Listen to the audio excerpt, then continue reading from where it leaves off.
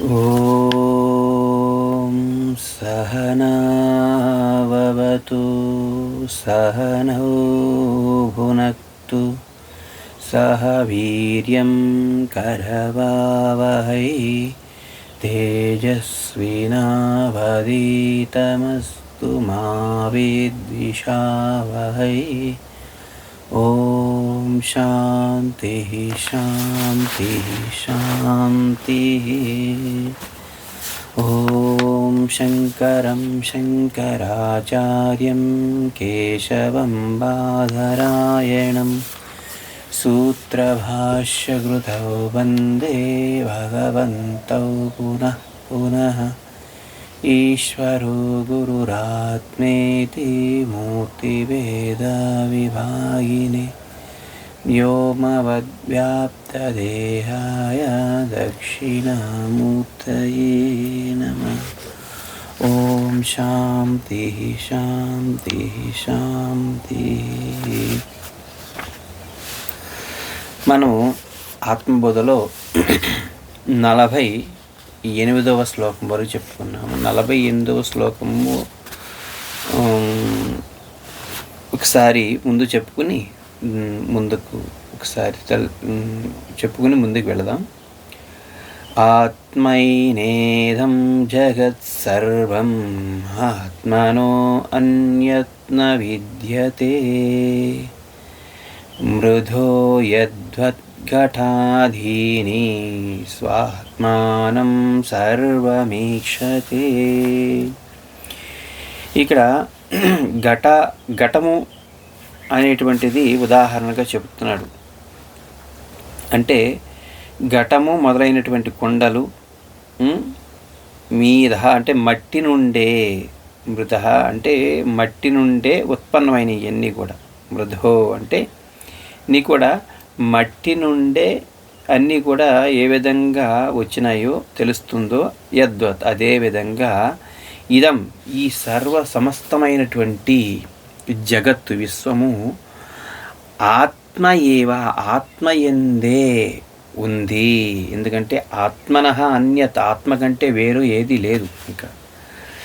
ఇంకా నా విద్యతే ఇంకొకటి ఏది లేదు కనుక ఈక్షతే ఆ విధంగా చూడబడుతున్నటువంటి సర్వం అంటే సమస్తమైనటువంటి ఈ ప్రపంచము స్వ ఆత్మానం తన ఆత్మయే గా ఉంటాడు. ఎవరు ఇక్కడ ఆత్మానుభూతి కలిగినటువంటి వాడు ఈ విధంగా ఉంటాడు అన్నాడు. కొండలు మొదలైనటువంటి మట్టి నుండి ఏ విధంగా వచ్చినవే, మట్టి నుండే వచ్చినవే అదేవిధంగా ఆ విధంగా మనకు తెలుస్తుంది. కానీ అదేవిధంగా ఆత్మజ్ఞానం కలిగినటువంటి వాడు ఈ సమస్తము మొత్తం కూడా ప్రపంచమంతా కూడా ఆత్మ నుంచే వచ్చిందని భావిస్తాడు. ఆత్మయే అయ్యింది. ఆత్మ కంటే ఈ సమస్త ప్రపంచం మొత్తం కూడా ఎలా ఉందంటే ఆత్మే అయ్యింది. ఆత్మ కంటే వేరొకటి ఏదీ లేదని తెలిసి ఆ విధంగా సమస్త ప్రపంచాన్ని ఆ విధంగా తాను వీక్షిస్తూ ఉంటాడు. అంటే ప్రపంచాన్ని ఆ విధంగా దర్శిస్తాడు అని చెప్తున్నాడు.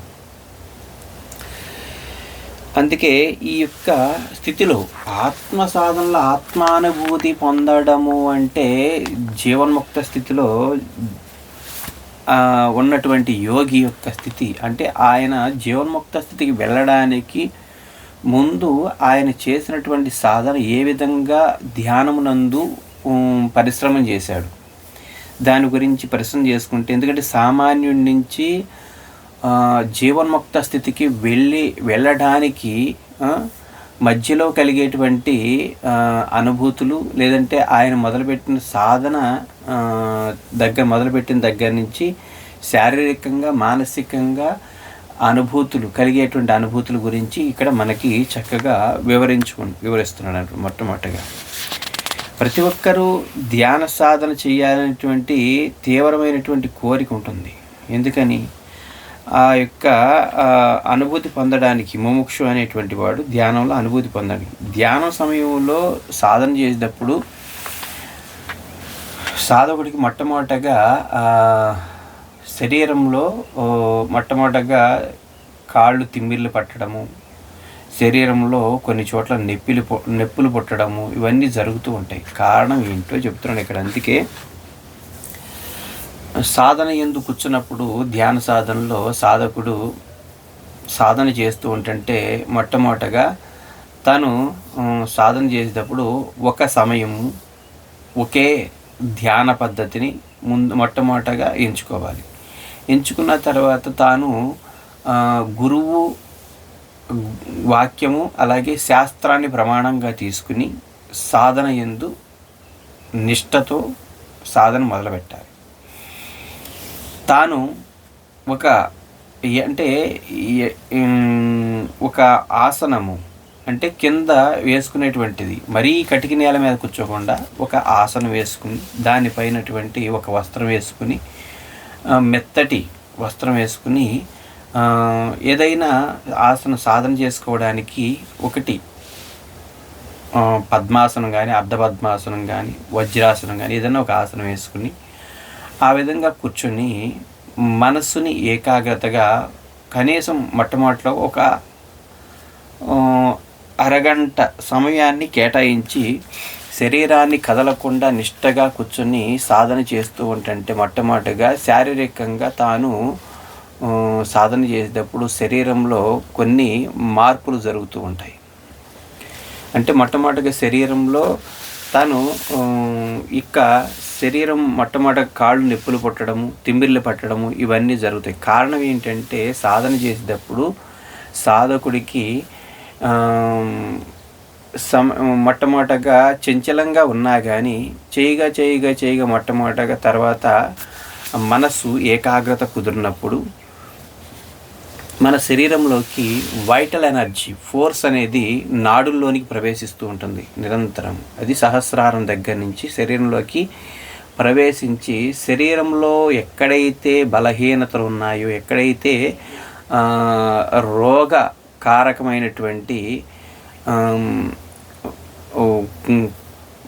రోగాన్ని కలిగించేటువంటి ఆ యొక్క ప్రాసెస్ ఉందో, రోగానికి సంబంధించినటువంటి వ్యాధికి సంబంధించినటువంటి ఏవైతే ఉన్నాయో వాటినన్నిటిని కూడా సరిచేయడానికి ఈ యొక్క ప్రాణశక్తి నాడుల యందు ప్రవేశించిన సమయంలో ఆ సమయంలో ఫోర్స్ అనేది ఉంటుంది.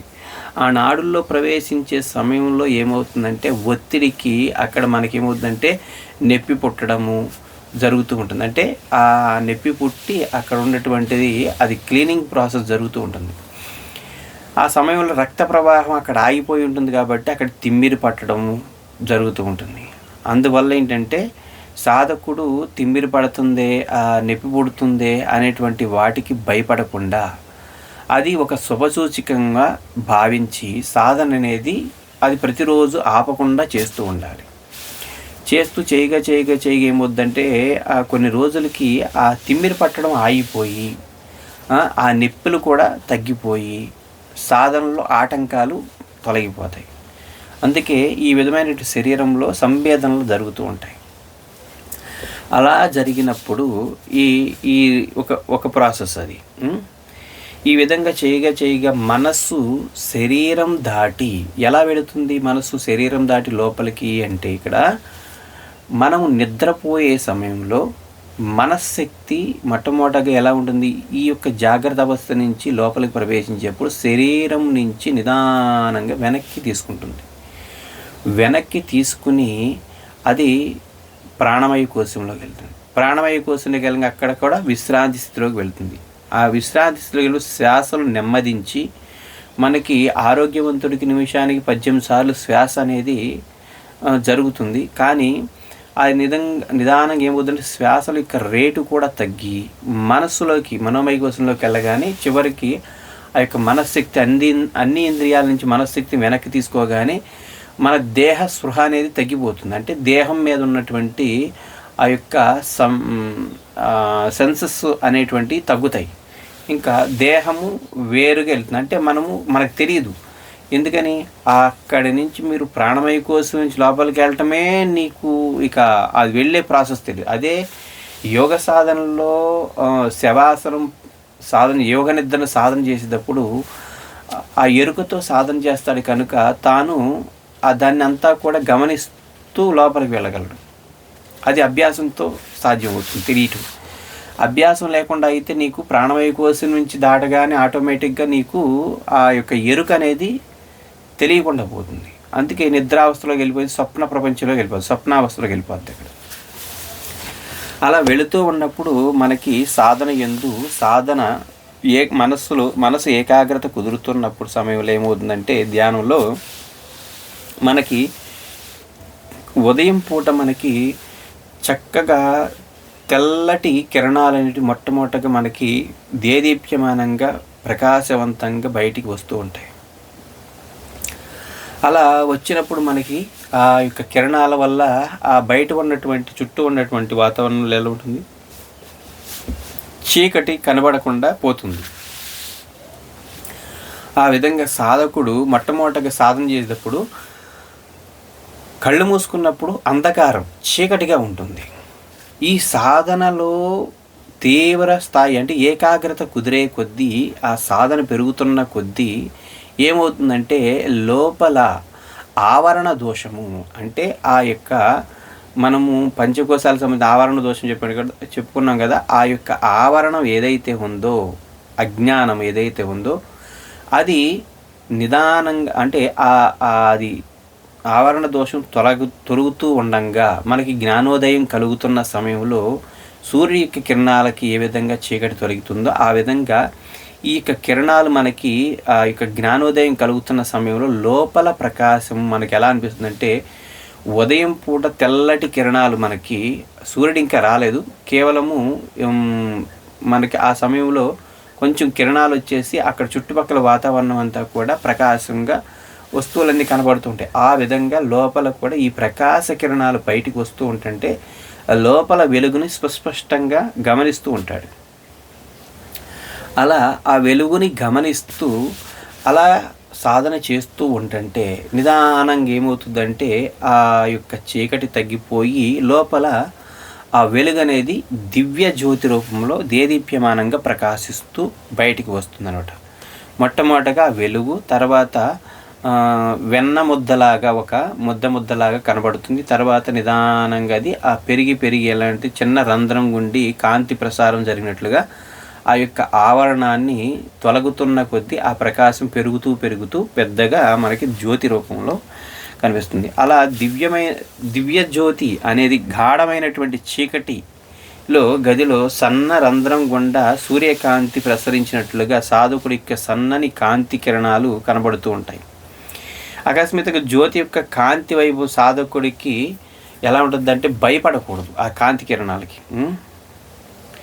ఎందుకని ఆ విధంగా కనబడగానే తనకి తలమునకలుగా లేకపోతే ఏదో అర్థం కానటువంటి పరిస్థితి ఏర్పడుతుంది. అది కనబడగానే అదేం చేస్తుంది, ఆ కాంతి మన ప్రాణమయ కోశంలో శ్వాసల్ని బంధిస్తుంది. అప్పుడేమవుతుంది, శ్వాసలు ఇంకా సన్నగా అయిపోయి తగ్గిపోయి చివరికి ఏంటంటే ఆగిపోయే స్థితి వస్తుంది.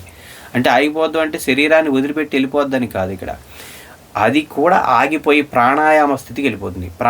ఆయామం అంటే శ్వాస ఉచ్ఛ్వాస నిశ్వాసాలు ఆగిపోయినటువంటి స్థితి. దీన్నే సమాధి, సవికల్ప సమాధి స్థితి అవుతుంది అనమాట. ఆ స్థితికి వెళ్ళినప్పుడు సాధకుడు ఆ యొక్క భావనతో శరీరం ఆ సమయంలో ఎలా ఉంటుందంటే శరీరం కంపన స్థితికి గురవుతుంది. కొంచెం మనకి లోపల శక్తి జాగృతి అవుతూ ఉంటుంటే మొట్టమొదటగా మూలాధారం దగ్గర నుంచి కంపన స్థితి, ఇంకా శరీరం వణకటము ఇలాంటివన్నీ వస్తాయి. కానీ వాటికి సాధకుడు భయపడకుండా ఏం జరుగుతున్నా కానీ శరీరంలో మనసులో ఏం జరుగుతున్నా కానీ తాను మాత్రం సాక్షిగా చూస్తూ ఉండడమే చేయాలి. వాటిని ఏది పట్టించుకోకుండా కేవలము దాన్ని సాక్షిగా చూస్తూ లక్ష్యం మీద మాత్రమే మనసు పెట్టి ఉండాలి, అంతే. శరీరం చైతన్యం అంటే ఆ యొక్క చైతన్యం దాటి వెళ్ళడానికే మనకి గజగజ వణుకుతాడంటే శరీరం కంపన స్థితికి గురవుతుంది.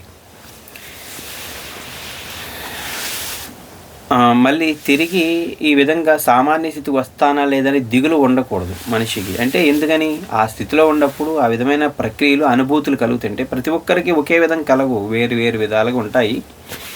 ఈ శరీరంలో కలిగేటువంటి అనుభూతులు వేరుగా ఉంటాయి తాను చేసే సాధన తీవ్రతను బట్టి. ఇక్కడ కూడా ఏమంటున్నాడంటే ఆ యొక్క సాధనలో ఆ శక్తి జాగృతమయ్యి హృదయ చక్రం వరకు వచ్చి, అంటే అంటే అనాహత చక్రం దగ్గరికి వచ్చేసరికి సాధకుడికి స్పష్టంగా ఒక అనాహత శబ్దం వినబడుతూ ఉంటుంది. దాన్ని నాదానుసంధము అంటారు, నాదానుసంధానం అంటారు. సాధకుడు సాధన వల్ల నాడి మండలంలో లోపల ఉన్నటువంటి పరిశుద్ధం చెందినటువంటి ఏదైతే ఉందో సూక్ష్మమైనటువంటి నాడుల్లో ప్రాణశక్తి యొక్క ప్రవాహము ఏర్పడడానికి చిహ్నంగా ఈ శబ్దాలు వినబడుతూ ఉంటాయి. సూక్ష్మమైన నాడులు అంటే నాడులు మనకి ఎన్ని ఉంటాయంటే సుమారు 72,000 నాడులు ఉంటాయి. ఆ నాడుల్లోకి ప్రాణశక్తి ప్రవాహం జరిగే సమయంలో నాడుల యొక్క ఆ సూక్ష్మమైనటువంటి ఆ శబ్ద తరంగాన్ని కూడా యోగి వినగలుగుతాడు. వింటున్నప్పుడు తనకి మొట్టమొదటి ఎలా ఉంటుందంటే ఓంకార నాదం వినపడినట్లుగా అనిపిస్తుంది. అందుకని అనాహత శబ్దాన్ని ఓంకారనాదం అని కూడా అంటారు. ఆ విధమైనటువంటి ఓంకారనాదాన్ని కూడా సాధకుడు అనుభూతి పొందుతాడు. ఆ దివ్యమైనటువంటి అనాహత శబ్దాలని ప్రతి ప్రాణిలో కూడా మనము అనుభూతి పొందవచ్చు. ప్రతి ఒక్కరు సామాన్యులు కూడా అనుభూతి పొందుతారు. ఎందుకని చెవులు రెండిట్లో కూడా బొటనవేలుతో మూసి మనము సూక్ష్మంగా గమనించగలిగితే ఆ లోపల ఉన్నటువంటి అనాహత శబ్దాన్ని మనం వినగలుగుతాము. ఈ అనాహత శబ్దాలు వినబడతాయి అంటే ఇక్కడ సాధకుడికి ఇంకా స్పష్టంగా వినబడతాయి. అంటే ఎంతో శ్రద్ధ జాగ్రత్త అవసరంగా ఇక్కడ ఉందన్నమాట. అంటే ఎంతో శ్రద్ధగా జాగ్రత్తగా ఈయన సాధన చేస్తూ ఉన్నప్పుడు అలా చేయగా ఏమవుతుందంటే అనాహత శబ్దాలు వినబడతాయి. వినబడుతున్నటువంటి సమయంలో వినటం అనేది ప్రసక్తి కాదు ఇక్కడ. అంటే దానికి వినబడుతున్నాయనేటువంటి ఆసక్తితో వాటి మీద ఎక్కువగా మనసుని పెట్టకూడదు.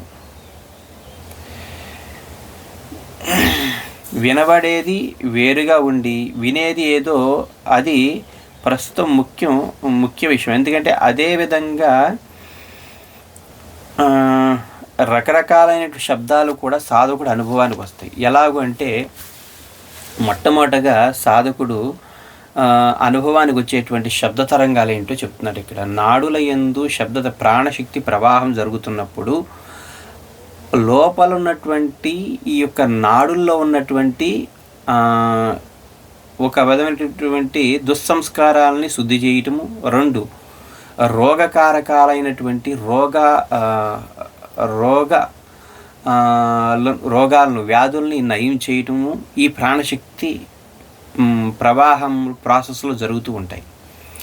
అందువల్ల ఈ ప్రాణశక్తి ఎప్పుడైతే లోపల నాడుల్లోని ప్రవేశిస్తుందో అక్కడ ఉన్నటువంటి బలహీనతను సరిచేస్తుంది, రోగకారకాలని నయం చేస్తుంది. అలాగే అక్కడ ఉన్నటువంటి దుస్సంస్కారాలని నయం చేసి అంటే నెగిటివ్ ఎనర్జీని తగ్గించి పాజిటివ్ ఎనర్జీని ఇంప్రూవ్ చేస్తూ ఉంటుంది. ఈ నాడులు యందు ప్రవేశం చేసినప్పుడు మనకి షట్చక్రాలని ఉంటాయి. మూలాధారం దగ్గర నుంచి సహస్రారం అంటే నాడి అంటే మనకి శిరస్సు పైన మధ్య బ్రహ్మరంధ్రం అంటారు. అక్కడ వరకు ఉన్నటువంటి ప్రదేశాలన్నింటినీ కూడా 7 చక్రాలుగా మనకి చెప్తారు. ఈ 7 చక్రాలు కూడా ఒక్కొక్క చక్రము ఒక్కొక్క ప్లేస్లో ఉంటాయి. ఈ ప్రాణశక్తి ప్రవేశం జరిగినప్పుడు ఈ ఉన్నటువంటి ఈ చక్రాలు ఉన్నటువంటి ప్రదేశాన్ని అంతా కూడా శుద్ధి చేసుకుంటూ వెళుతుందన్నమాట.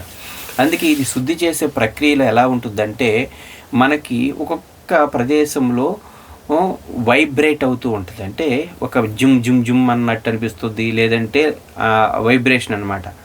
లేదంటే గుండ్రంగా క్లాక్ వైజ్గా గుండ్రంగా ఒక వైబ్రేట్ అయినట్టు తిరుగుతున్నట్లు అనిపిస్తుంది, లేదంటే యాంటీ క్లాక్ వైజ్గా తిరుగుతున్నట్లు అనిపిస్తూ ఉంటుంది. అలాగే అక్కడ నొక్కినట్టు అనిపిస్తుంది, లాగినట్టు అనిపిస్తుంది.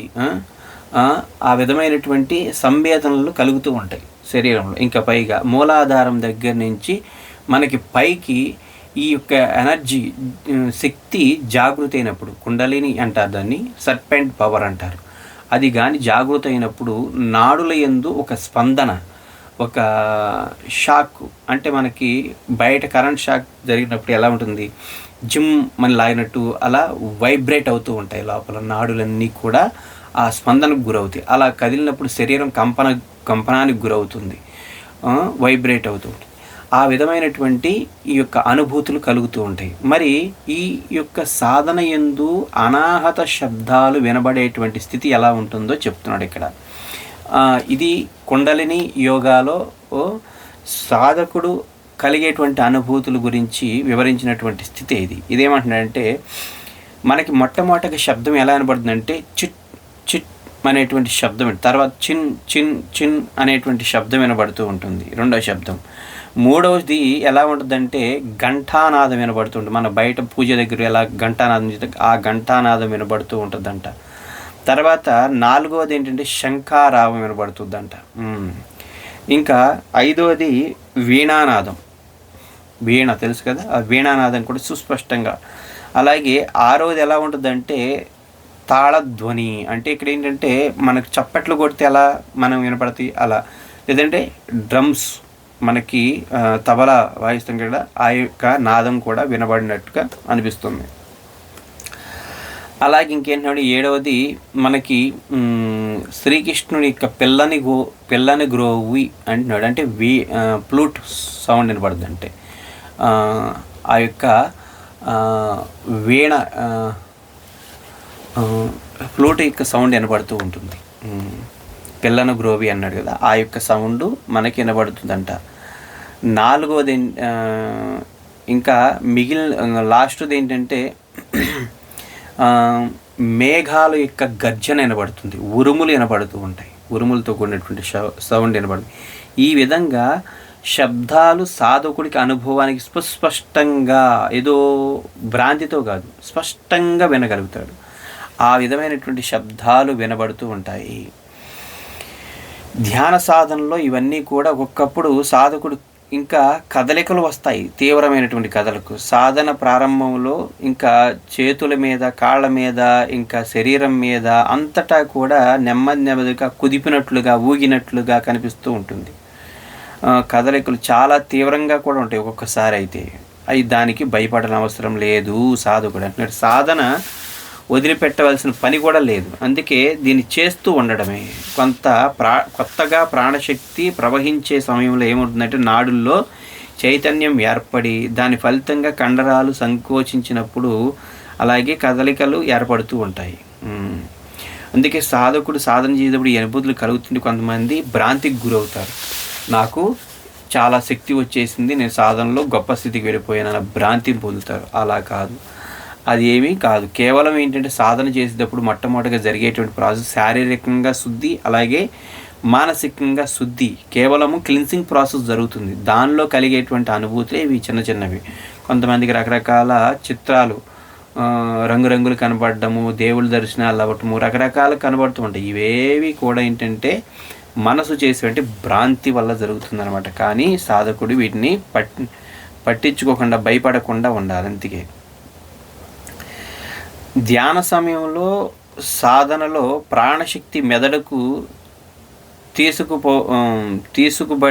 తీసుకుపోయే కారణంగా, అంటే ప్రాణశక్తిని మెదడుకు తీసుకెళ్లే కారణంగా ఆ భాగాల్లో స్తబ్దత ఏర్పడుతూ ఉంటుంది.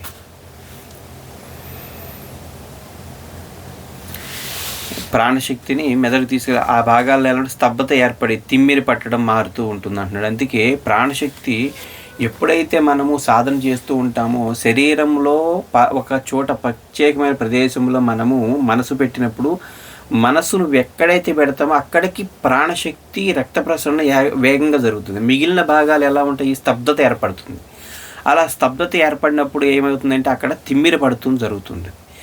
మళ్ళా మీరు ఎక్కడైతే పెట్టారో, మనస్సుని ధ్యాస పెట్టారో అక్కడ ఆ శక్తి కేంద్రీకరించినప్పుడు, ఆ శక్తి అక్కడ ఏకాగ్రతమైనప్పుడు ఆ ప్రాణశక్తి అక్కడి నుంచి శరీరం అంతా వ్యాప్తం అవుతూ ఉంటుంది.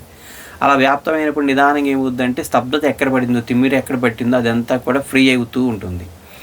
అందుకే ఆ ప్రాణశక్తి ప్రవాహం జరిగిన మరుక్షణం ఎలా ఉంటుందంటే అక్కడ ఉన్నటువంటి బలహీనతలు కూడా సరైపోతూ ఉంటాయి అన్నమాట.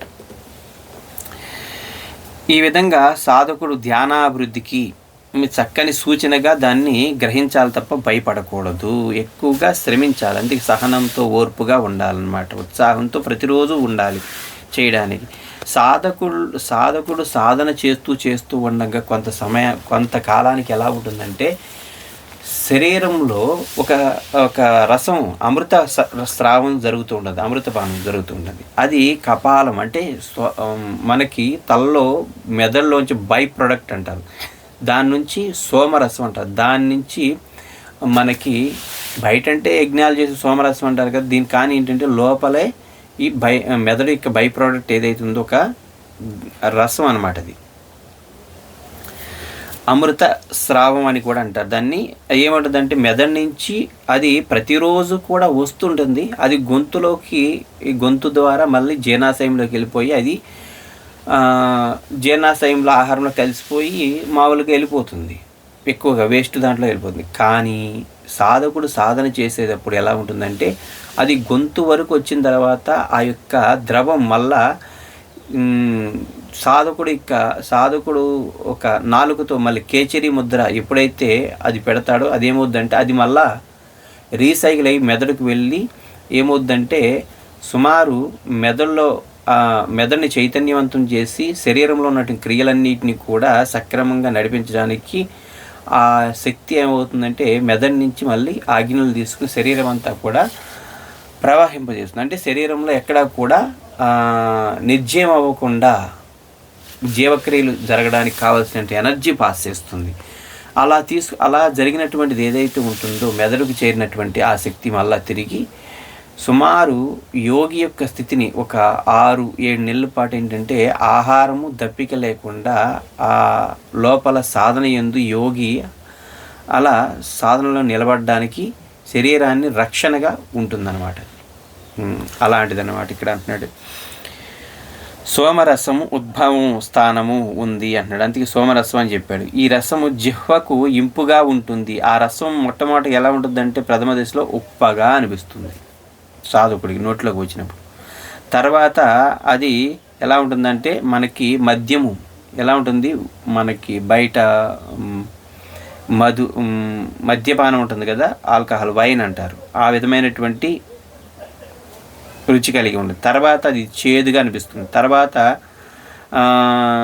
అనుభవంలోకి వరుసగా ఎలా ఉంటుంది, నెయ్యి, పెరుగు, తేనె, తాటి రసము అవన్నీ ఈ విధంగా చివరికి అమృతంలా అనిపిస్తుంది. ఈ విధమైన రుచులతో మనకి అనుభవాన్ని కలిగిస్తుంది అనమాట. ఇవన్నీ కూడా ఆత్మసాక్షాత్కారం కాదు. సాధకుడు వీటి యందు భ్రమకు గురవ్వకూడదు. కానీ ఇవన్నీ కూడా సాధకుడిని ఉత్సాహపరచడానికి ముందుకు నడిపించడానికి సహకరిస్తాయి. అందుకే గురువు దగ్గర ఉండి గురువు నుంచి వచ్చే ప్రేరణ వల్ల దాన్ని అధిగమించాలి. అందువల్ల ఆయన ప్రేరణ వల్ల సాధన చేయగలిగితే అది ఆనంద స్థితిని పొందగలరు. అందుకే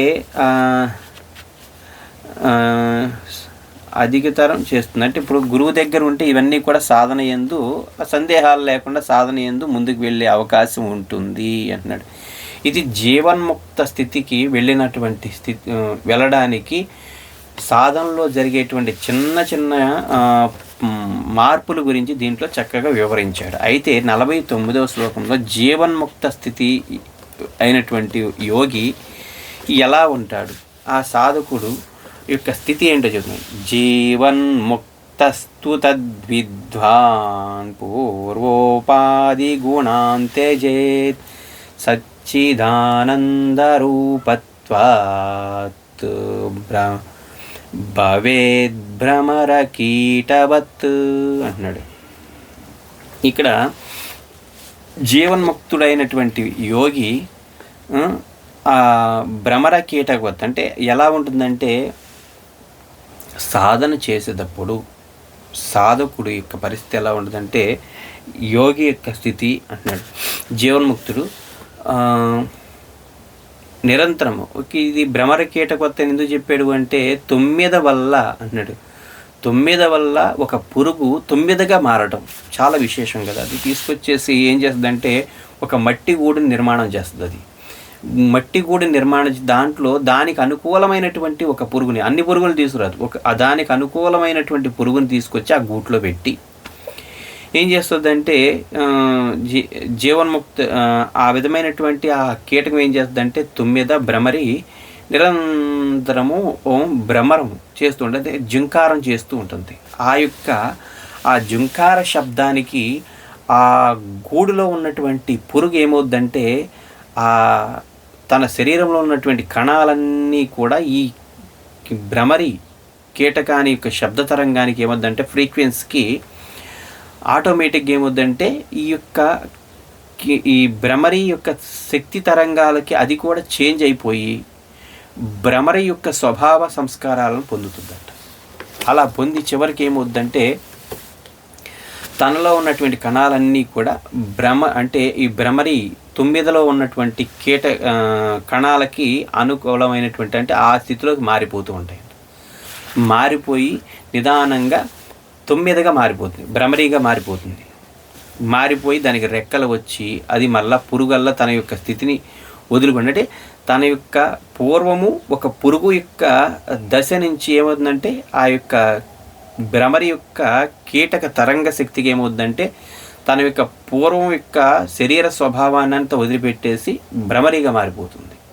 అలాగే యోగి కూడా సాధన చేస్తూ ఉంటాడు. ధ్యానం నందు చేయగా బ్రహ్మచింతన యందు ఉండగా ఏమవుద్దంటే ఈ శరీరానికి ఉపాధికి సంబంధించినటువంటి ఏవైతే ఉన్నాయో గుణములు మొత్తం అన్నిటిని వదిలిపెట్టేసి తన యొక్క స్వస్వరూపమైనటువంటి ఆత్మానుభవాన్ని పొందిన మరుక్షణం ఏంటంటే ఉపాధి గుణాలన్నిటిని కూడా వదిలిపెట్టేస్తాడు. వదిలిపెట్టి ఎలా ఉంటుంది? బ్రహ్మవిద్ అంటే బ్రహ్మను తెలుసుకునేటటువంటి వాడు ఎలా అవుతాడు? బ్రహ్మగా మారిపోతాడు. ఎలాగూ భ్రమరీ కీటకం లాగేంటంటే బ్రహ్మగా మారిపోయి ఉపాధి గుణాలన్నిటిని కూడా వదిలిపెట్టేస్తాడు. ఆ గుణాలని ఇంతకుముందు ఏం చేయాలి? గుణాలతో కలిసి ఉన్నాడు. ఈ గుణాలను వదిలిపెట్టేసి కేవలము అవి వేరుగా తాను వేరుగా ఉంటాడు అంతే.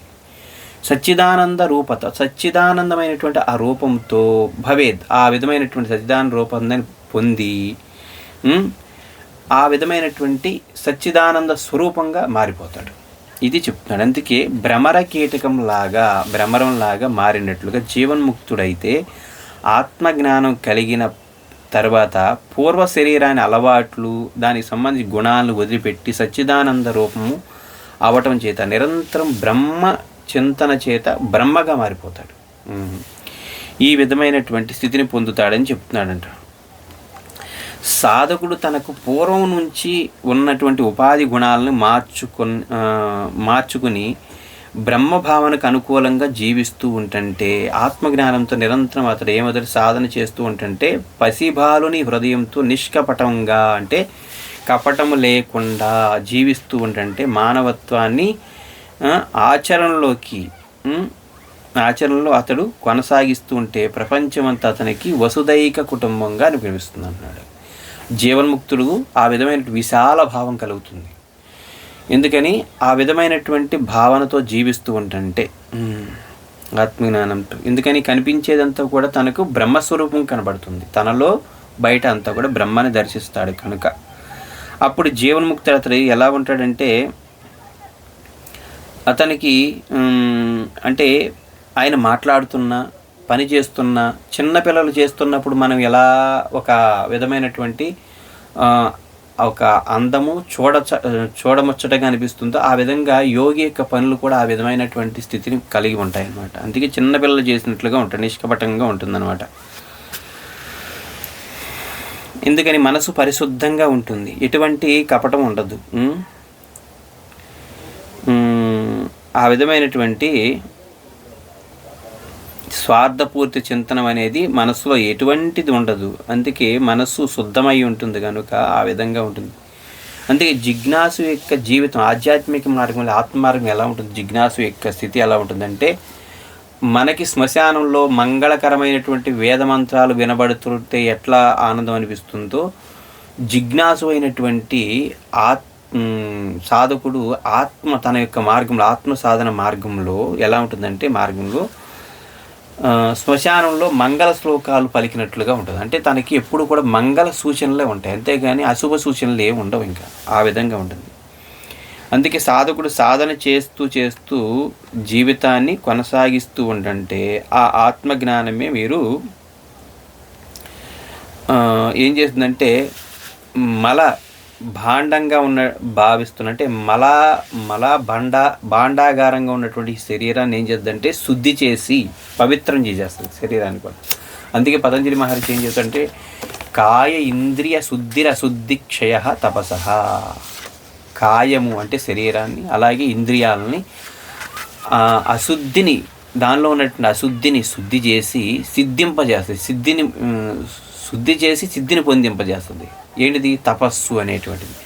ఆ విధమైనటువంటి తపస్సు చేస్తే ఆ విధమైనటువంటి స్థితిని పొందుతాడు అంటున్నాడు.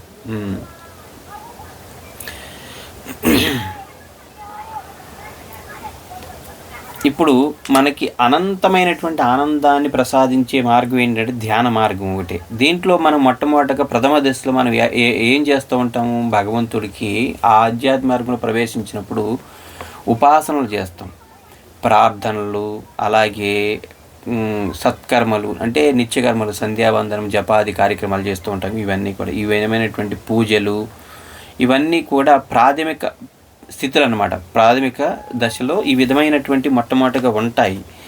ప్రార్థనలు చేస్తూ ఏదో ఒకటి నివేదన చేస్తాం, ఒక సిద్ధాంతం ప్రకారం మనం సాధన చేస్తూ ఉంటాం. ఇవన్నీ కూడా ఏం చేస్తాయి అంటే మనకి ఆధ్యాత్మికతని జాగృతి చేయటమే దీని యొక్క లక్ష్యం అన్నమాట. ఇవన్నీ కూడా మన శరీరంలో ఉన్న శక్తిని జాగృతి చేయటమే.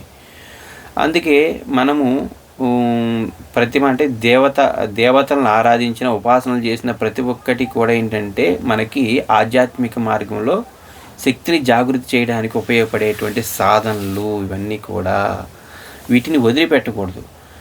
కేవలం ఏంటంటే దాని అందే ఉండకూడదు.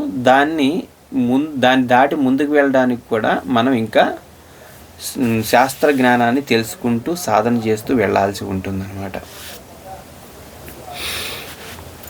అందుకే ఇక్కడ ఏమి చెబుతున్నానంటే మనము ఏమి కావాలనుకుంటే అది అయ్యే శక్తి మనలో ఉంది అని మనకి శాస్త్రాలు చెబుతున్నాయి. అలాగే వివేకానంద స్వామి తన యొక్క గ్రంథావళిలో కూడా రాశాడు.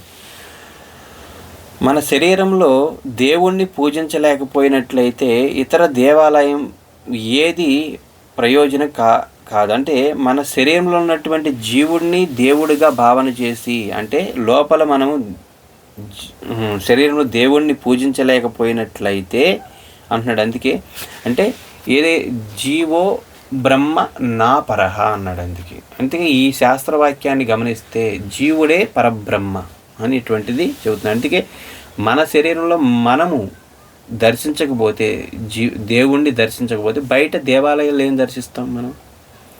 అందుకే వివేకానంద స్వామి తన గ్రంథావళిలో కూడా ఈ విధమైనటువంటి విషయాన్ని చెబుతూ ఉంటాడు. మనం ఏది భావిస్తే అది అయ్యేటటువంటి శక్తి మనలో ఉంది. దాన్ని నమ్మి ప్రతినిత్యం ఆత్మ మార్గంలో మనము సాధన కొనసాగించగలిగితే మనం అనుకున్నటువంటి లక్ష్యాన్ని చేరుకోగలం. అదే చెప్తున్నాడు. దానికి ఉదాహరణగా స్వామీజీ ఒక కథ చెబుతూ ఉంటాడు. సన్యాసి వ్యభిచారి యొక్క కథలు చెబుతూ ఉంటాడు. మనకి సాధన చేసేటప్పుడు సాధకులు ముఖ్యంగా గమనించాల్సింది ఏంటంటే మనము ఎప్పుడూ కూడా సమాజంలో జరిగేటువంటి చెడుని విమర్శించటం లేదంటే చెప్పుకోవటం అనేటువంటిది సామాన్యులాగా చేయకూడదు. సాధకుడు మొట్టమొదటిగా విమర్శించడం అనేది మానసికంగా తీసేయాలి మనసులోంచి. ఎందుకని విమర్శించడం వల్ల ఏమవుతుందో ఇక్కడ చెబుతాడు. మనము భక్త ప్రహ్లాదుడి యొక్క ఆయన యొక్క కథ వినే ఉంటాం. ప్రహ్లాదుడేమో నిరంతరం నారాయణ స్మరణ చేస్తూ నారాయణ యొక్క గుణగణాలను కీర్తిస్తూ నారాయణ భక్తిలో ఆనందాన్ని పొందుతూ ఉంటాడు ప్రహ్లాదుడు. కానీ ఆ యొక్క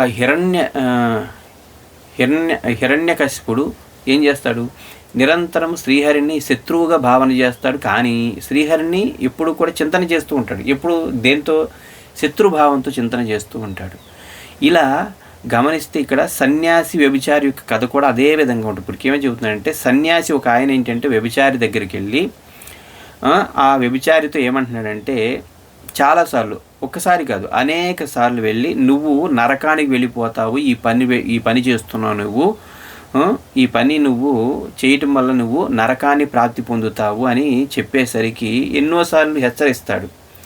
కానీ పాపము ఆవిడికి ఉన్నటువంటి బ్రతుకు తెరువు అదే, పేదరికంలో ఉండడం వల్ల వేరే మార్గం తెలియక ఆ యొక్క మార్గంలో ప్రవేశించిన తర్వాత ఇప్పుడు ఒక్కసారి వ్యభిచారం మొదలుపెట్టిన తర్వాత సమాజం ఎలా ఉంటుందంటే అదే కోణంతో చూస్తుంది తప్ప పవిత్ర భావంతో చూడదు. అందుకే ఏంటంటే ఆవిడ వ్యభిచారం మానేసినా కానీ బయట చుట్టూ ఉండేటువంటి సమాజం అదే కోణంతో చూస్తూ ఆవిడ్ని అవమానిస్తూనే ఉంటుంది. అందుకే ఏంటంటే ఆవిడ ఏం చేస్తుందంటే పేదరికంలో ఉన్నటువంటి స్త్రీ జీవనోపాధికి తనకి ఒకే ఒక మార్గం మార్చుకోవడానికి వీలు లేకుండా, అంటే మార్చుకోలేక తన ఇప్పుడు సన్యాసి చెప్పినటువంటి ఈ యొక్క మాటలను గుర్తు చేసుకుంటూ తన దైన్య స్థితిని, అంటే చెయ్యలేనటువంటి స్థితి అన్నమాట, ఆ దైన్య స్థితిని భగవంతుని ముందు పెట్టి భగవంతుడికి ప్రార్థన చేస్తూ నన్ను రక్షించు అంటూ కోరుకుంటూ రోధిస్తూ విలపిస్తూ తను క్షమించమని ప్రార్థన చేస్తూ ఉండేదంట. చివరికి ఈ విధంగా రోజు ప్రార్థన చేస్తూ ఉండగా ఆయనేమో ఈవిడి గురించి చెడుగా చింతించడం. ఆ వ్యభిచారి ఏమో ఏం చేస్తుందంటే నేను చనిపోయిన తర్వాత నా గతి ఏమైపోతుందని బాధతో భగవంతుడిని ఆశ్రయించి భగవంతుడి చింతనలో ఉండిపోయింది. ఏమైపోయింది, ఇద్దరు చనిపోయిన తర్వాత వ్యభిచారి ఏమో ఎక్కడికి వెళ్ళింది, స్వర్గానికి వెళ్ళింది. భగవంతుడి చింతన చేయటం వల్ల భగవంతుడి యొక్క చింతనతో ఏమైంది, ఆవిడికి స్వర్గానికి వెళ్ళింది, సన్యాసి నరకానికి వెళ్ళాడు. ఎందుకని, సన్యాసి అయిన తర్వాత భగవంతుడి చింతన వదిలిపెట్టేసి బాహ్యమైనటువంటి ఈ యొక్క ఒక వ్యక్తి యొక్క చెడు అలవాట్లని చింతన చేయటం మొదలుపెట్టాడు మనసు. అందుకే మనస్సు దేన్ని చింతన చేస్తూ ఉంటుంటే ఆ దోవం, అంటే అటువైపు ఫలితాన్ని ఇచ్చేస్తుంది అది. అందుకే చింతన అనేది చాలా ముఖ్యమైనటువంటి. భగవంతుడి చింతన చేసినటువంటి వ్యభిచారేమో స్వర్గానికి వెళ్ళింది, పాప చింతన చేసినటువంటి ఇతనేమో సన్యాసి ఏదైతే ఉందో ఆ యొక్క పదే తలుచుకోవడం వల్ల ఏమైందంటే నరకానికి వెళ్ళింది జీవాత్మ. అందుకే చింతన చేసేటువంటి విషయం చాలా ముఖ్యమైనది, దాన్ని ఉపాసన అవుతుంది అది. అందుకే సాధకుడు ముఖ్యంగా గమనించాల్సింది ఏంటంటే ఇంకొకళ్ళ యొక్క చెడుని పదే చింతన చేయటం వదిలిపెట్టాలి. అది లేకపోతే ఏమవుద్దంటే అది దారుణమైనటువంటి స్థితికి తీసుకెళ్ళిపోతుంది. ఇది వివేకానంద స్వామి పదే దీన్ని దాని యొక్క మధ్యలో మనకి కథల రూపంలో చెబుతూ ఉండేవాడు. ఆయన సన్యాసి ఉత్తముడైనప్పటికీ ఇతరుల చెడుని విమర్శించడం పైనే దృష్టిని కేంద్రీకరించడం వల్ల ఈ విధమైనటువంటి స్థితిని పొందాడు అని చెప్పాడనమాట. సరే, అయితే మానవుడు ఏది కావాలంటే అది అయ్యేటువంటి శక్తి తనలో ఉందని చెప్తున్నాడు. ఉదాహరణకి అబ్రహం లింకన్, ఈయన యొక్క జీవిత చరిత్రను తీసుకుంటే అబ్రహం లింకన్ చిన్నప్పటి నుంచి తాను నిరంతరం అమెరికాకి ప్రెసిడెంట్ కావాలనేటువంటి ఒక లక్ష్యం పెట్టుకున్నాడు. తాను ఏం చేశాడు, తాను పేదవాడిగా ఉన్నప్పుడు వాషింగ్టన్లో గమనిస్తే తాను ఏం చేశాడు, మొట్టమొదటగా పట్టుదలగా ఓర్పుగా అక్కడ ఉన్నటువంటి వారికి సేవ చేస్తూ విశ్వాసంతో నిరంతర సాధన చేశాడు. మున్సిపల్ కౌన్సిలర్గా మొట్టమొదటగా ఆయన ఏంటంటే ఎన్నికయ్యాడంట.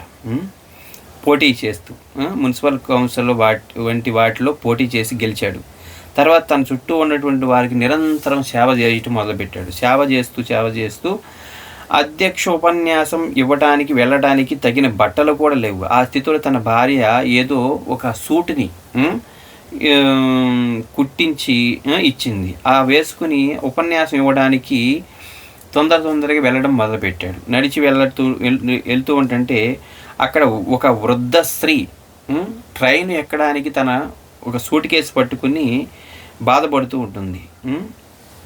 ఆందోళనతో వెళ్ళడానికి పడుతూ ఉంటుంటే ఆవిడ పెట్టిని కూడా మోసుకుని వెళ్ళటానికి, అంటే మోసేవాడు దొరికితే బాగుంటుందని తన మనసులో ఉంది. కాకపోతే మొయ్యలేక మోసుకెళ్తూ ఉంది. ఆ సమయంలో అబ్రహం లింకన్ ఏం చేశాడంటే, తనకి టైం అయిపోతుంది కానీ ఏం చేశాడు, ఆ యొక్క వృద్ధ స్త్రీని చూసి అయ్యో ఇంత కష్టపడుతుందని ఆ సూట్ కేసు పట్టుకుని తానే మోసుకుంటూ వెళ్ళిపోయి అది ఆ ట్రైన్లో పెట్టి ఆ ట్రైన్ కదిలిపోయింది. అప్పుడు ఏం చేస్తాడు, ఆ వృద్ధ స్త్రీని కూడా ఆ ముసలావిడిని కూడా తీసుకుని వెళ్ళి ఆ ట్రైన్లో కూర్చోబెట్టి తాను దిగి వెళ్ళిపోతూ ఉంటాడు.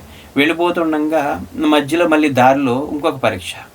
అలా వెళ్తూ ఉంటుంటే పంది ఆర్తనాదం వినబడుతూ ఉంటుంది. అది బురదలో పడిపోయి కూరుకుపోయి బయటికి రావడానికి చాలా కష్టంగా బాధపడుతూ ఉంటుంది. పడుతూ ఉంటుంటే తాను ఉపన్యాసానికి వెళ్ళాలి, ఆయన వేసుకున్నటువంటి సూటు ఒక్కటే, దానికి మురికి పోకూడదు. మురికి అయితే అది ఉపన్యాసం అంత బాగోదు. ఏం చేస్తాడు, ఇక దాన్ని పట్టుకుని పందిని పట్టుకుని ఆయన వదిలిపెట్టుకుని ఏంటంటే దాన్ని బయటికి లాగడానికి ప్రయత్నించినప్పుడు ఆ సూట్ మొత్తం కూడా ఏమైపోయిందంటే కోటు బురదగా అయిపోయింది. అయినా సరే దాన్ని వదిలిపెట్టకుండా అలంతంగా పట్టుకుని బయటికి లాగేసి తాను వెంటనే అది సూటుని దులుపుకుని దాన్ని వేసుకుని వెళ్ళేసరికి అందరు చూసి ఈయన యొక్క మట్టి కట్టుకుపోయినటువంటి ఆ సూటుని చూసి అందరూ కూడా ఒక అవహేళన చేస్తూ తక్కువ భావంతో చూసేసరికి అందరూ అయినా సరే అవన్నిటిని లెక్క చేయకుండా తాను ఉపన్యాసం ఇవ్వటం మొదలుపెట్టాడు.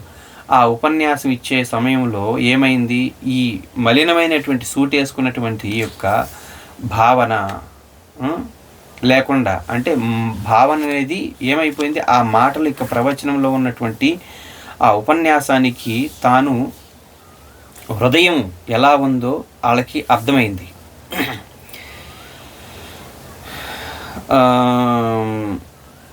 ఆ విధమైనటువంటి ఉపన్యాసకి అవహేళన చేసి నవ్వినటువంటి వాళ్ళందరూ కూడా ఉపన్యాసంలో మలిన వస్త్రాల్లో ఉన్నటువంటి మలిన హృదయంతో, అంటే అమలిన హృదయంతో, మలిన వస్త్రాల్లో ఉన్నటువంటి మలినం లేనటువంటి హృదయంతో ఇచ్చినటువంటి ఉపన్యాసానికి చివరికి ఆ శుద్ధమైనటువంటి భావజాలంతో ఆయన యొక్క సభికుల హృదయాలన్నిటిని కూడా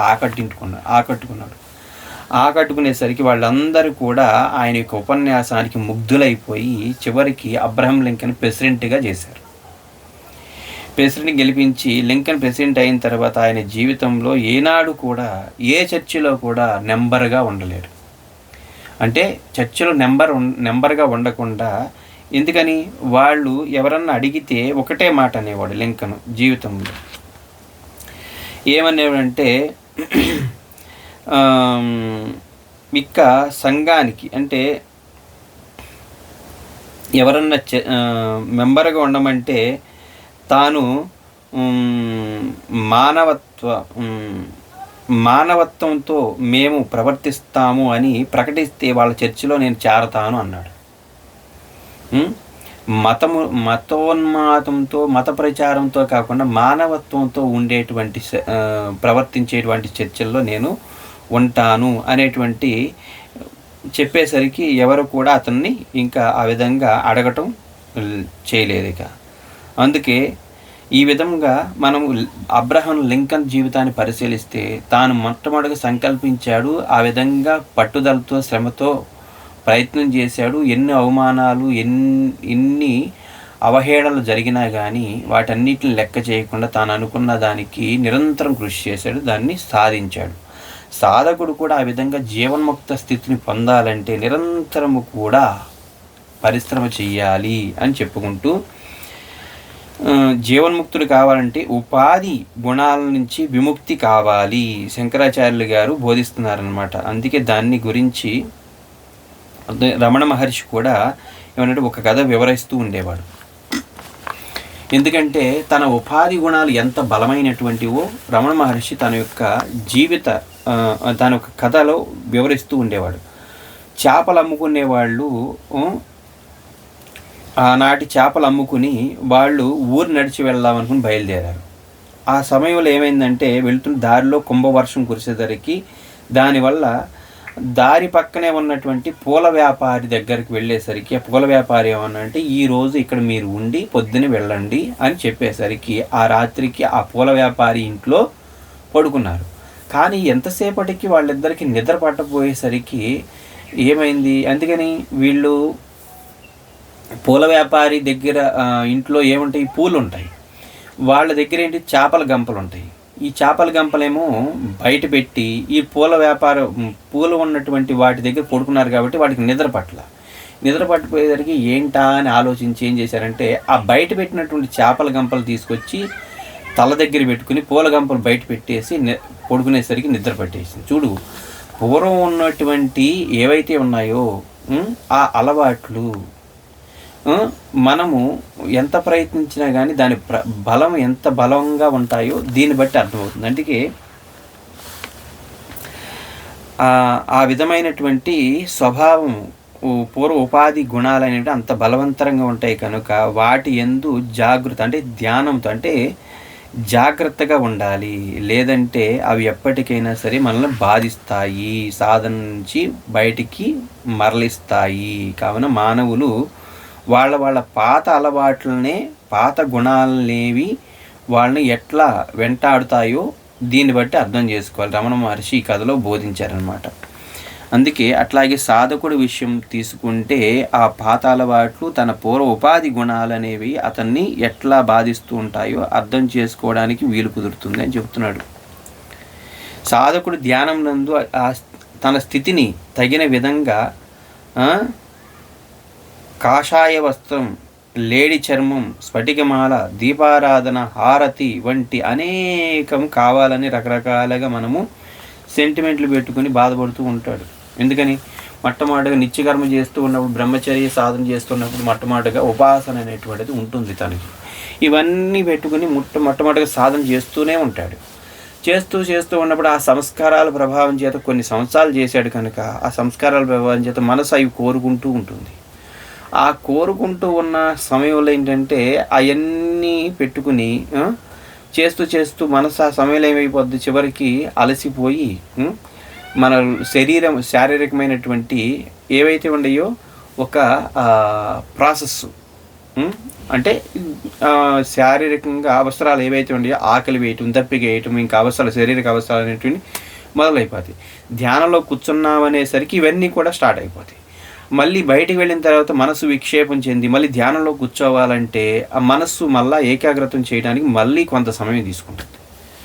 అందుకే ఒక్కొక్కసారి కూర్చుంటారు, ఒక్కొక్కసారి కూర్చోకుండా ఏంది మనసు విక్షేపం చెందిపోయి మళ్ళీ దాని నుంచి బయటికి వెళ్ళిపోతూ ఉంటుంది. అందుకే ఈ విధమైనటువంటి ఇవన్నీ కూడా మనము ధ్యాన సాధన చెయ్యాలి అంటే వీటిని ఏవి కూడా మనకి ఆ సమయంలో గుర్తుకు రాకూడదు.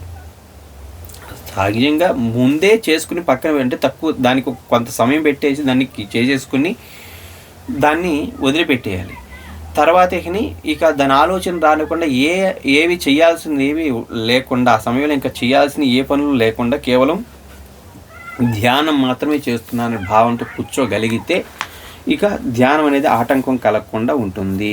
అందుకే కీటకం ఏ విధంగా పూర్వోపాధి గుణాలను వీడి నిరంతరం భ్రమరాన్నే ధ్యానించడం వల్ల భ్రమరంగా మారినట్లుగా భ్రమర కీటక న్యాయాన్ని ఆచార్యులు చాలా సుందరంగా మనకి ఇక్కడ చెప్పారు. ఆ విధంగా భ్రమర కీటక న్యాయాన్ని ఇక్కడ బోధించి సాధకుడు కూడా ఆ విధంగా సాధన చేస్తే తాను జీవన్ముక్త స్థితిని పొందుతాడని చెప్తున్నాడు. ఇంకా శ్రీకృష్ణుడు తన యొక్క లీలలో ఒక భాగంగా ముచుకుందుని యొక్క కథలో చెబుతున్నాడు. ముచుకుందుని గుహలో ప్రవేశించిన తర్వాత కాల యవనుణ్ణి ముచుకుందుని చేత సంహరించాడు కదా, అదేవిధంగా ముచుకుందునితో కలిసి గుహకి బయటికి వచ్చేసరికి ముచుకుందుడు మానవులను చూసి ఆశ్చర్యపోతాడు. ఏంటి ఇంత పొట్టిగా ఉన్నారు మానవులందరూ, మనుషులందరూ ఇంత చిన్నగా పొట్టిగా ఉన్నారు, చిన్నవాళ్ళుగా ఉన్నారు ఏమిటి అంటే అప్పుడు శ్రీకృష్ణ భగవానుడు అంటాడు, ముచుకుందా నువ్వు నిద్రపోయి చాలా కాలమైంది అంటే ఎప్పుడో నిద్రపోయావు, ఇప్పుడు లేసావు, అందువల్ల నీవు నిద్రలోకి వెళ్ళి చాలా కాలమైంది కాబట్టి మానవుల్లో శరీరంలో మార్పులు వచ్చాయి అని అంటాడు. ఈ విధంగా అనేక యుగాలు యోగ సమాధిలో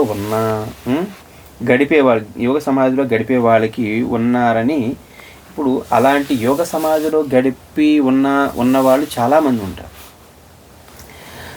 దీన్ని బట్టి తెలుస్తుంది, జీవన్ముక్తుడు ఈ విధంగా సచ్చిదానందాన్ని అనుభవిస్తూ బ్రహ్మంగా జీవిస్తూ గడపడం కాక బ్రహ్మజ్ఞానంతో తోటి వారిని కూడా బ్రహ్మజ్ఞానులు చేసి తరించాలని వివేకానంద స్వామి తన యొక్క గ్రంథావళిలో చెప్తూ ఉంటాడు. ఎందుకని అద్వైత అనుభూతి పొందవలనని వాంఛ వల్ల నీకు కొన్నిసార్లు ఉన్మత్తుని వలె నృత్యం చేయవచ్చు అన్నాడు. ఎందుకని ఇవన్నీ కూడా సాధకుల్లో జరిగేటువంటి సంఘటనలే.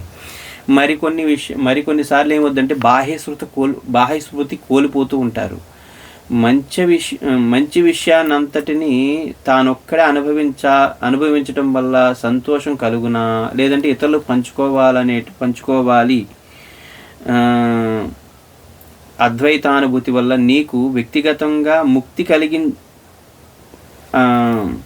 అంటే సంతోషం కలుగునా, లేదంటే ఇతరులు పంచుకోవడం వల్ల సంతోషం కలుగునా అంటే సరే, నీవుగా అద్వైతానుభూతి వల్ల నీకు వ్యక్తిగతంగా ముక్తి కలగవచ్చు. దానివల్ల ప్రపంచానికి ప్రయోజనం ఏమిటి అన్నాడు. ఏం జరిగింది?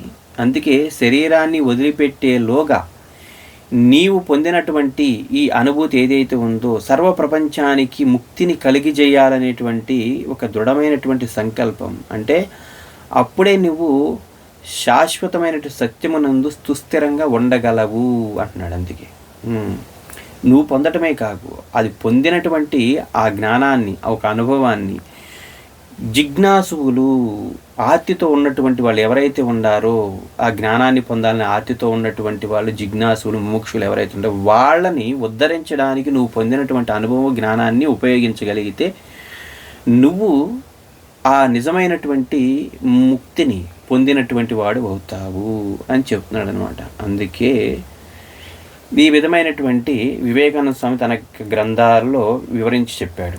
అందువల్ల ఈ విషయాన్ని చెప్పి ఆత్మజ్ఞానం కలిగినటువంటి వాడు మోహాన్ని అనేటువంటి సముద్రాన్ని దాటి రాగద్వేషాలను రాక్షసులను సంహరించి ప్రశాంతమైనటువంటి జీవనంతో ఆత్మానుభూతి పొందుతాడని, బ్రహ్మానందంతో ప్రకాశిస్తాడని దీంట్లో చెప్తున్నాడు. తీత్యా మోహార్ణవం హత్వా రాగద్వేషాది రాక్షసం యోగి శాంతి సమాయుక్త ఆత్మారామో విరాజతే అన్నాడు.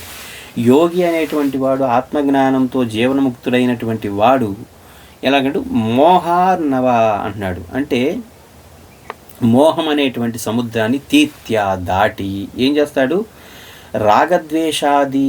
రాగద్వేషాలైనటువంటి రాక్షసుల్ని హత్వా చంపి శాంతి సమాయుక్త శాంతితో కూడినటువంటి ఆత్మారామ ఆత్మ అనేటువంటి రాముడు కలవాడైనటువంటి ఆత్మారాముడు కలవాడై విరాజతే దాన్ని యందు రమిస్తూ ఉంటాడు, ప్రకాశిస్తూ ఉంటాడు. అందుకే ఇక్కడ ఏంటంటే ఆత్మజ్ఞానం కలిగినటువంటి వాడు మోహం అనేటువంటి సముద్రాన్ని తీత్యా దాటి రాగద్వేషాలను రాక్షసులను చంపి హతం చేసి తాను ఏంటంటే సంహరించిన తర్వాత ప్రశాంతమైన జీవనంతో ఆత్మానుభూతి పొందినవాడే బ్రహ్మానందంలో ప్రకాశిస్తూ ఉంటాడని మనకి 50వ శ్లోకంలో చక్కగా వివరించాడు. ఇక తర్వాత మిగిలినటువంటి శ్లోకాలు తర్వాత క్లాస్లో మనము చెప్పుకుందాము. ఓం పూర్ణమదః పూర్ణమిదం పూర్ణాత్ పూర్ణముదచ్యతే పూర్ణస్య పూర్ణమాదాయ పూర్ణమేవావశిష్యతే. ఓం శాంతి శాంతి శాంతి.